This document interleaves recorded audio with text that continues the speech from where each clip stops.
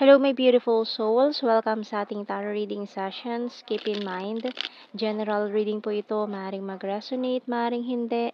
Kunin nyo na lang po kung para sa inyo and leave the rest. Maaaring mag-shift na energies or magkabaliktad ang sitwasyon. Kaya kayo na pong bahala kung saan kayo nakalugar sa reading natin. So, let's see.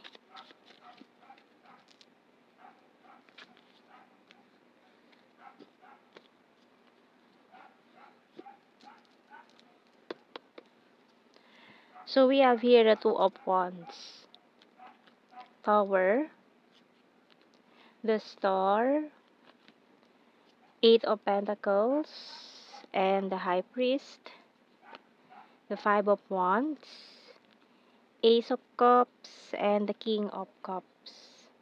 Oh. So, yung bottom card natin dito, Six of Cups.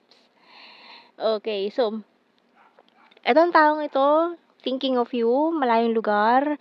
This person is looking at you from afar, from a distance. May mga naging conflicts kayo nitong taong to pagtatalo na naghumantong sa no contact situation, separation. And marami din kayong mga pagkakaiba sa kultura, religion, na isa sa mga naging dahilan ng conflict. Ayan, mga naging conflicts and parang naging dahilan ng separation yun itong taong to. So, tingnan natin signs and symbol cards, pero this person parang niloloko lang niya yung sarili niya na naka-move on na siya sa'yo. Ganon. Sinasabi niya naka-move on na siya sa'yo, pero deep inside, hindi pa rin. Tingnan natin. Kasi sinusubsub lang niya yung sarili niya sa trabaho. Pero, palagi ka pa rin laman ng isip niya. Okay. Magnet and Clover. So, ito, nararamdaman niya pa din to. Ayan, yung magnetic pull na yan. So, attracted pa rin siya sa'yo hanggang ngayon. Pero, tinatago na lang niya. Ayan. Kasi parang isiniisip niya nito, imposible na mangyari to. Imposible nang magkabalikan kayo or maayos to. Parang bumalik sa dati, ganyan. So, we have here magnifying glass. So, hinahanap ka niya. Sa lahat ng tao nakakasalubong niya, nakakasalamuhan niya, nakikilala niya, hinahanap ka niya. So, kumbaga, yung mga characteristics mo, lagi ka niya ikinukumpara sa kahit kanino na nakikilala niya, nakikita niya, ikinukumpara ka niya. No? Para sinabi niya, wala pa ring mas makahigit sa'yo sa buhay niya, although, yung iba sa inyo, may karelasyon na itong taong ito, pero, hindi siya totally satisfied. Bottom card, newspaper. So, ayan, mga signs and symbol cards natin. Candle, light bulb. So, this person is manifesting you pa rin, no? Kumbaga, humihingi siya ng himala, miracle, kung anong mangyayari. Kasi parang sinuko niya na nawala na siya ng pag-asa dito sa connection na to. Parang tinanggap na lang niya yung pagkatalo, ganun. Pero, still, iniisip ka pa rin niya, naalala ka pa rin niya, hindi ka pa rin niya nakakalimutan. Kumbaga, iniisip mo siguro, nakalimutan ka na ng taong to, wala ka na sa sistema niya, pero hindi. Although for some of you, kasal na to sa iba, for some of you lang, may pinanindigan na siya, may pinili na siya, may pinakasalan na for some of you. Pero yung iba, mukhang single pa ito. Yung iba, single, itong taong ito, na still waiting for you na magkaroon ng pag-asa, itong connection na to. Okay? So, we have, ayun, can we start again? Yun ang gusto niya, mga hidden feelings, hidden agenda, or ano niya, hidden desire. Ayan. We're compatible to each other. Watch you from afar. Yun na nga.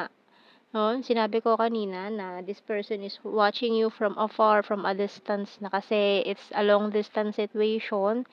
Maring ini-stalk ka niya sa mga social media account mo, sinisearch ka niya. Ayan, sinisearch niya yung mga account mo sa social media, sa lahat ng platforms. Sinisearch ka niya. Hinahanap ka niya. So, we have here, You're My Destiny. feeling left out in the cold, stubborn but practical, keeping tabs on you, and you're so sweet and caring. So, talagang sinisilip-silip ka pa rin niya from time to time. Alam niya kung connected pa rin kayo sa Messenger, hindi siya naka-block, hindi ka naka-block. Tinitingnan pa rin niya yung huling oras, kung kailan ka nag-online, mga ganyang bagay. So, please accept my cup of love. Ayun na nga, no? Talagang ano pa rin siya sa'yo, into you pa rin itong taong 'to, pero parang tinanggap na lang niya na siguro hanggang dun na lang talaga. Ayun, tingnan natin, more messages dito. I love you unconditionally. I wonder if you're happy without me. So, iniisip niya, masaya ka ba ngayon na hindi na kayo nag-uusap, na wala na siya sa buhay mo? And I hide behind material things. I wish I could take back my words. So, may mga pinanghihinayangan siya mga sinabi sa'yo. Ayan, I love you pa rin. So many things remind me of you. Ito na nga, isa pa.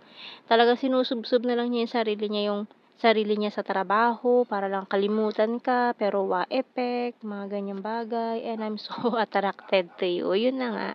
Attracted pa rin talaga siya sa'yo. Pero pinipilit niya na lang labanan tong nararamdaman niya.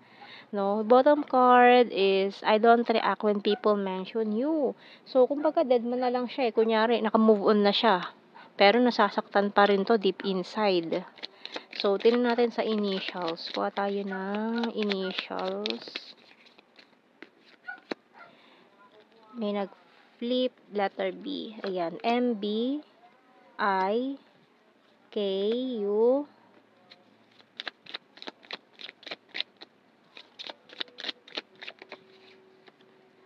letter E, V, Q. Letter F, S, bottom card. So, kuha tayo ng blue card natin. We have here mirroring. Ayaw magpakuha. Ayun.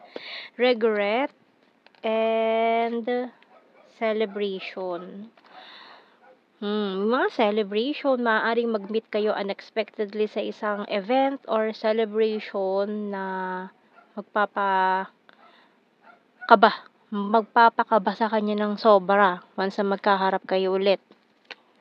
Ayan, kuha tayo ng message galing sa ating archangels. So, marami kasi siyang mga pinagsisisihan dito. Yan, mga regrets. Dalawang cards. Sige, bigay natin to. We have here, Patience by Archangel Jophiel. Your dreams are blooming more rapidly than you realize. Still, they need nurturing and patience. And Angel Therapy by Archangel Raphael. Give your cares and worries to us angels and allow us to take your burdens. So, hindi ka naman pinapabayaan ng mga archangels natin, no? Ginagabayan ka pa rin nila. Ayan. So, wag lang masyado magpadalos-dalos. Ayan, ang mga paalala nila. So, tingnan natin signs and symbol cards.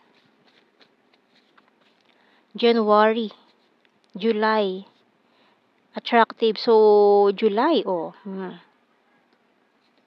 by July siguro, ayan, nag-aano siya, baka sakali. Intelligent, water sign, Cancer, Scorpio, Pisces. Perfect smile, Luzon, has a dirty sense of humor, soon. And October, 9. Earth sign, Taurus, Virgo, Capricorn, logical, weird, sarcastic, and April. Need more signs, shy at first, Gemini, soulmate, neighbor, March. Emotional, Leo, sword is air sign, Gemini, Libra, Aquarius. Another air sign, Gemini, Libra, Aquarius. Gorgeous and beach. Ayan. So, yan ang ating reading, my beautiful souls. Thank you for watching. Take care and God bless. See you in our next reading, guys. Bye-bye.